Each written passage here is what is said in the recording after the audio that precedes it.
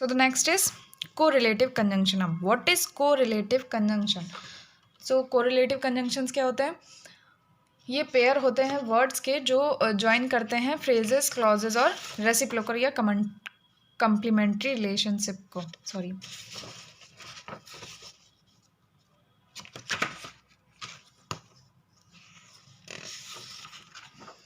So the क्या था? Correlative conjunction. Sorry, correlative conjunction. अब हमारे कोरिलेटिव कंजंक्शंस क्या होते हैं?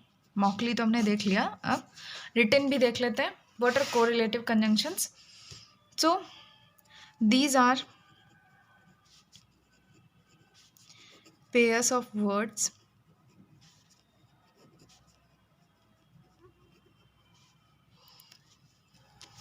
मतलब कि कोरिलेटिव कंजंक्शन क्या होता है हमारा? पेयर्स ऑफ वर्ड्स होता है. The first is this is a pair of words and the next is it joins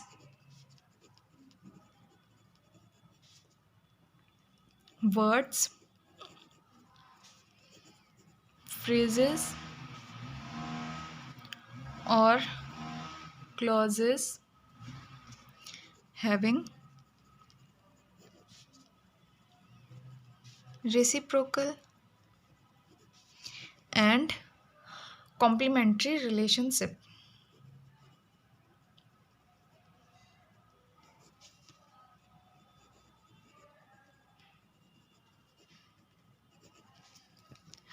ये जितनी भी सारी डेफिनेशंस मैं आपको बताती हूँ या जो भी मतलब कि दिस टाइप्स ऑफ कंजंक्शंस जो मैं आपको बताती हूँ कि कोऑर्डिनेटिंग कंजंक्शन ये इतने ये जो टाइप्स होते हैं कोऑर्डिनेटिंग कंजंक्शन होते हैं, कंजंक्टिव एडवर्ब्स हैं, ये कोरिलेटिव कंजंक्शंस हैं, दीज आर सबऑर्डिनेटिंग कंजंक्शन. तो मैं आपको यही कहना चाहूँगी कि आप ये सारी कंजंक्शंस जो है अगर आप अपने पास लिख लेंगे तो आपको ईजी होगा आगे. अब जब भी आपको कंजंक्शंस लर्न करने होंगे या कुछ भी, तो वो आप ईजिली उन अपने नोट्स से देख के पढ़ सकते हैं, तो ईजिली आपको समझ भी आ जाएगा.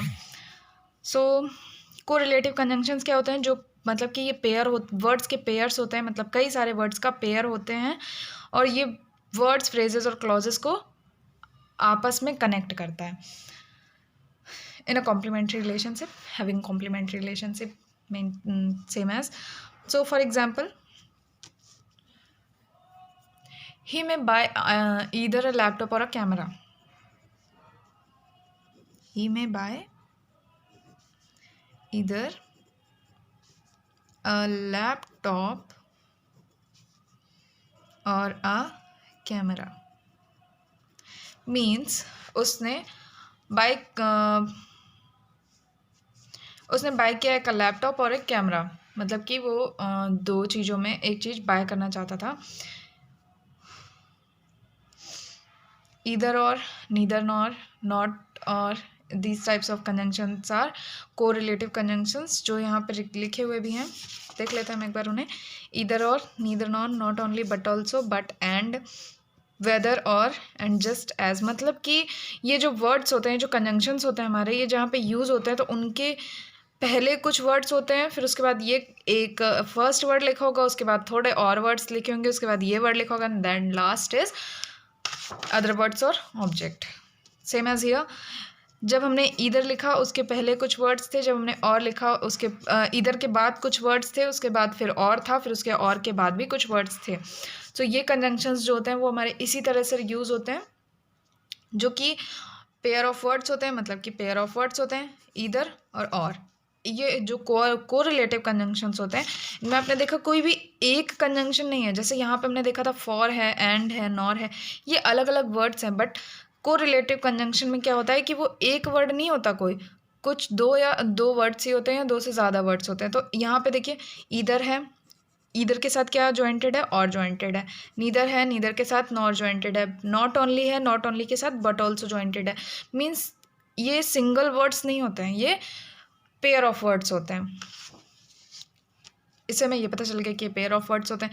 अब बाकी का तो हम पीछे भी देख के आए हैं कि जो कोरिलेटिव था, सॉरी कोऑर्डिनेटिंग कंजंक्शन था, वो भी वर्ड्स फ्रेजेस और क्लॉजेस को ज्वाइन कर रहा था. But this join them but having complementary relationship. मतलब कि एक कॉम्प्लीमेंट्री रिलेशनशिप के साथ ही ये दो सेंटेंसेस को, दो वर्ड्स को, दो फ्रेजेस को, दो क्लॉजेस को ज्वाइन करता है. सो सेम एज हियर, ही में बाय ईदर लैपटॉप और अ कैमरा, मतलब कि वो लैपटॉप या कैमरे में से कुछ एक बाय करना चाहता था. इधर और यहाँ पे यूज है मतलब को रिलेटिव कंजंक्शन, मतलब कि दो फ्रेजेस को, दो वर्ड्स को ये ज्वाइन कर रहा है आपस में. So this is the first example and then the second is she likes neither tea nor coffee. Means ना तो उसे चाय पसंद है और ना ही उसे कॉफ़ी पसंद है.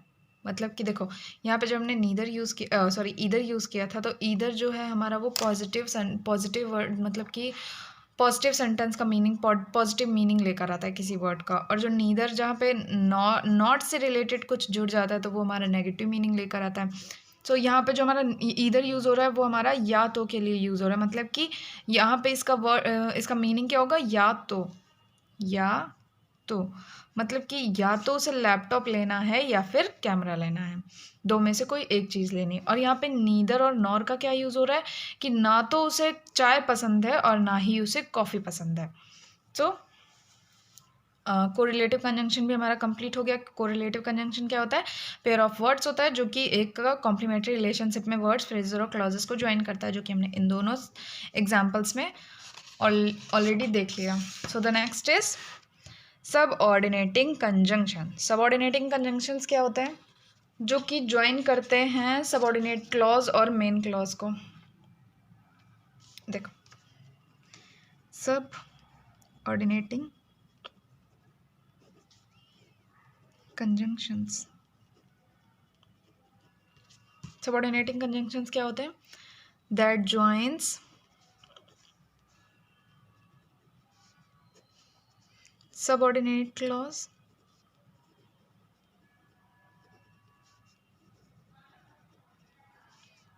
and main clause. मतलब कि सबऑर्डिनेटिंग कंजंक्शन क्या होते हैं, अरे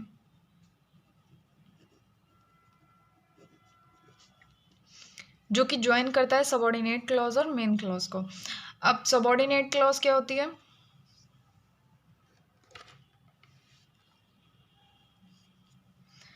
सबऑर्डिनेट क्लॉज जो हमारी होती है वो डिपेंडेंट होती है किस पे, मेन क्लॉज पे. और मेन क्लॉज जो हमारी है, जब सबऑर्डिनेट क्लॉज उस पर डिपेंडेंट है तो मेन क्लॉज हमारी जो हो गई वो इंडिपेंडेंट हो गई. सबऑर्डिनेट क्लॉज मेन क्लॉज पर डिपेंडेंट होती है, तो हमें ये पता चल गया कि जो सबऑर्डिनेट क्लॉज है जब तक मेन क्लॉज नहीं होगी तब तक सबऑर्डिनेट क्लॉज का कोई अस्तित्व नहीं है. तो अब मेन क्लॉज क्या होती है, अब इस पे क्वेश्चन मार्क खड़ा हुआ तो इसका आंसर मिल गया, तो अब इस पे क्वेश्चन मार्क खड़ा हो गया कि what is main clause. So main clause क्या होती है हमारी, ये ग्रुप ऑफ वर्ड्स होती है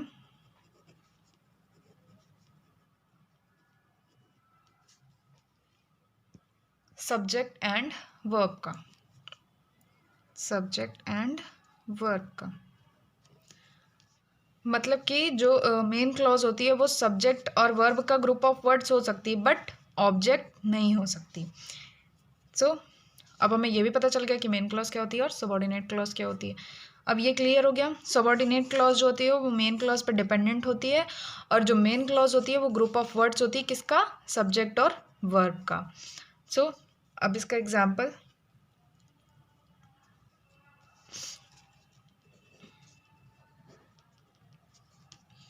we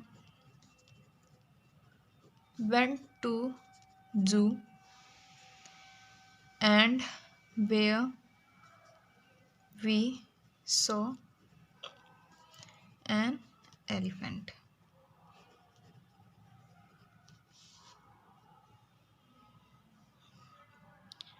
अब यहाँ पे सबऑर्डिनेट क्लॉज क्या है, ये वेयर नहीं, यहाँ पे सॉरी एंड नहीं यूज होगा,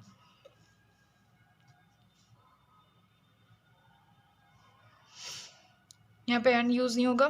सो वी वेंट टू जू, इससे हमें कंप्लीट मीनिंग मिल रहा है. और वी सॉ एन एलिफेंट, इससे भी हमें कंप्लीट मीनिंग मिल रहा है. वाई. वी वेंट टू जू मीन्स हम चिड़ियाघर गए. हमें कंप्लीट मीनिंग मिल गया कि हम चिड़ियाघर गए. And the next is we saw an elephant. अगर हम इन दोनों सेंटेंसेस को अलग कर दें तो हमें इन दोनों सेंटेंसेस से अलग अलग मीनिंग मिल जाएगा. लाइक हमने मतलब इतने सेंटेंस को हमने छुपा लिया और यहाँ पे हमने क्या लिखा, वी वेंट टू जू मीन्स हम जू गए. अब मतलब इतने सेंटेंस को, इसको भूल जाओ, इस सेंटेंस को भूल जाओ. तो अगर हम यहाँ पे देखेंगे तो वी वेंट टू जू से हमें एक कंप्लीट मीनिंग मिल रहा है. अगर हम इस सेंटेंस को ना पढ़ें और हम इस सेंटेंस को लिख दें तो कोई भी इजीली बता देगा कि इसका क्या मीनिंग हुआ. वी वेंट टू जू मतलब कि हम जू गए. why its sentence has complete meaning? Just because of this sentence has subject also, verb also and object also.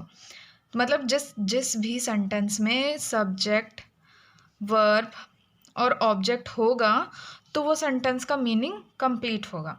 तो this sentence already has a subject, verb and object, so it has a complete meaning.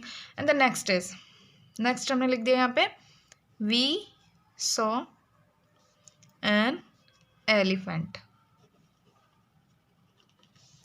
इसका भी तो हमें complete meaning मिल गया. Just because this is a subject, this is a verb and elephant is a object. So इसमें भी subject भी है, वर्ब भी है और ऑब्जेक्ट भी है. सो इसका भी हमें कंप्लीट मीनिंग मिल गया. मतलब कि हमने वहाँ पे एक हाथी को देखा. अब यहाँ पे हमने एक कंजंक्शन जोड़ दिया, क्या, वेयर. वेयर ये हो गई हमारी सबऑर्डिनेट क्लॉज और ये हो गई हमारी main clause. Just because subordinate clause के बिना हम इस सेंटेंस को नहीं लिख सकते और इस सेंटेंस के बिना हम सबऑर्डिनेट क्लॉज को कंप्लीट नहीं कर सकते. वाई. वी वेंट टू जू, हम जू गए. किस लिए गए भाई, वहाँ पे हमने क्या देखा. तो ये सेंटेंस जो है वो सबऑर्डिनेट क्लॉज से ज्वाइंट हो रहा है. मतलब कि मेन क्लॉज जो है वो इस पर सबऑर्डिनेट क्लॉज जो है वो इस पर डिपेंडेंट है. वाई डिपेंडेंट है कि हम जू तो गए लेकिन हमने वहाँ क्या देखा, एलिफेंट देखा. तो जब दो सेंटेंसेस को हमें जोड़ना है तो ये हमारी सबऑर्डिनेट क्लॉज जो है मेन क्लॉज पे डिपेंडेंट है. क्यों डिपेंडेंट है, क्योंकि जब मेन क्लॉज हम लिख देंगे, सबऑर्डिनेट क्लॉज लिख देंगे तो मेन क्लॉज, जब हमें दूसरा सेंटेंस दिया हुआ है तो जब इस सेंटेंस को हम इसमें जोड़ेंगे तो ये सेंटेंस जो है इस पर डिपेंडेंट क्यों हो जाएगा, just because it is a part of this sentence. So जब ये पार्ट है इस सेंटेंस का तो हम जू भी गए और हमने वहाँ पे हाथी भी देखा. और ये जो वेयर यूज़ कर रहे हैं हम एज अ कंजंक्शन, ये इन दोनों सेंटेंसेस, इन दोनों क्लॉजेस को ऐड कर रहा है. सो यहाँ पे हम कुछ देख लेते हैं.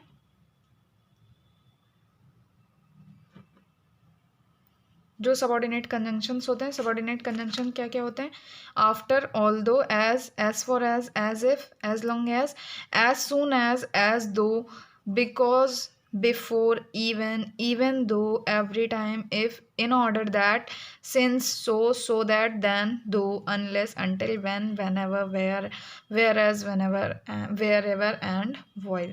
These are the types of conjunction and these are the types of subordinate conjunction. These are the types of correlative conjunction. This is conjunctive adverbs and these are the types of coordinating conjunctions.